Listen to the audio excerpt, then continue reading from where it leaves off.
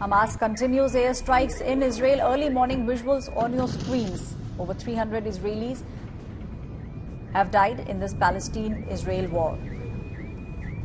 Over 1,500 have been wounded so far. That's the latest data that's coming from Israel. 3,000 plus rockets have been fired into Israel. Dozens of Israeli soldiers and civilians have now been taken hostage.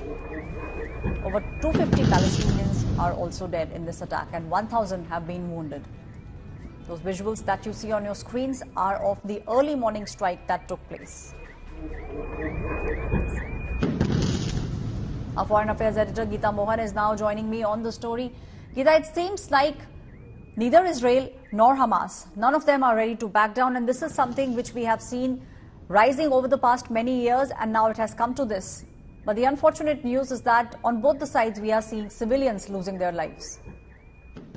Well, that's right. It is a very, very serious attack. Like many are saying, absolutely unprecedented, Aishwarya. And we will be seeing a retaliation from the Israeli side. It has already begun. But in terms of a planned strike as to how they're going to respond to Hamas is something we'll have to wait and see. Why? Because there is also simultaneously a hostage crisis.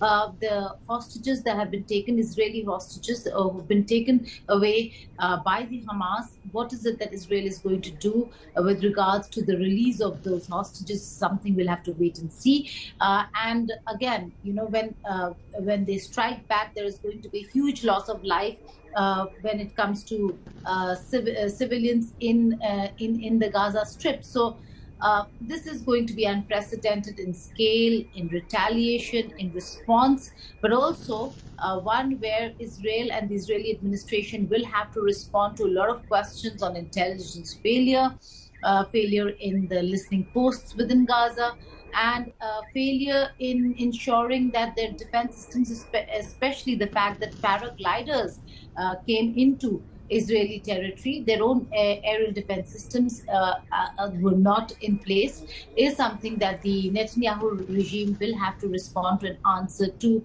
his own country and his own people. Right, Geeta Mohan, our Foreign Affairs editor. Stay on with me.